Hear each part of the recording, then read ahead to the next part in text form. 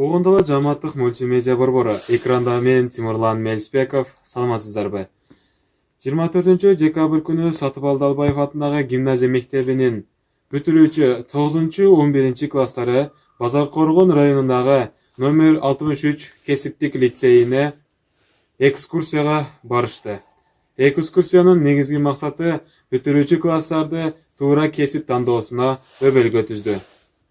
Окуучулардын экскурсияга Жалал-Абад жарандык коомдук колдоо борбору коомдук фонд тарабынан каржыланды. Номер 63 кесиптик лицейдин директору төмөндөгүлөргө токтолду.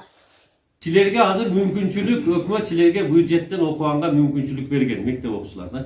Мунга контракт төлөө окуучунун кереги жок. Эгер эми 9-класста бүткөндөн кийин чын эле дитиңде, эмениңде болсо келип окуш керек. Анын үчүн силерге алыстан келгендерге Могул айыл өкмөтүнө жатакана берилет. Жакшы бааң болсо күбөлүгүңдө, үч жок болсо стипендия берилет.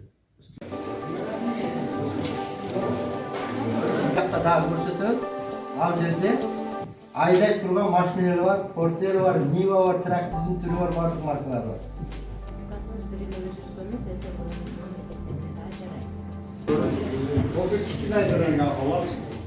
Olay okşat, 8 ay okşat, eğitim başlamış.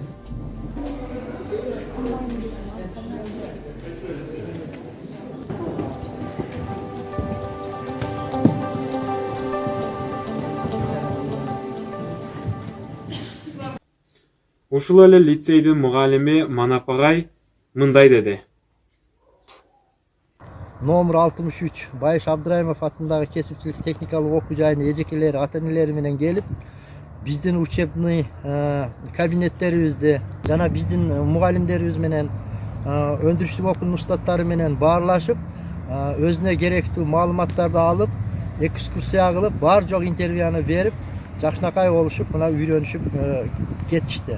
Могул айыл өкмөтүнөн биздин окуучулар келишип, өзүбүздүн Байышбек Абдыраев атындагы 63 кесиптик лицейге келип, ар бир кесип боюнча маалымат алышып, көрүшүп, анан кийин кесип тандоо боюнча дагы көптөгөн маалыматтарды алышты. Ушу 9-11 класстарды номер 1 кесиптик лицейине алып келдик.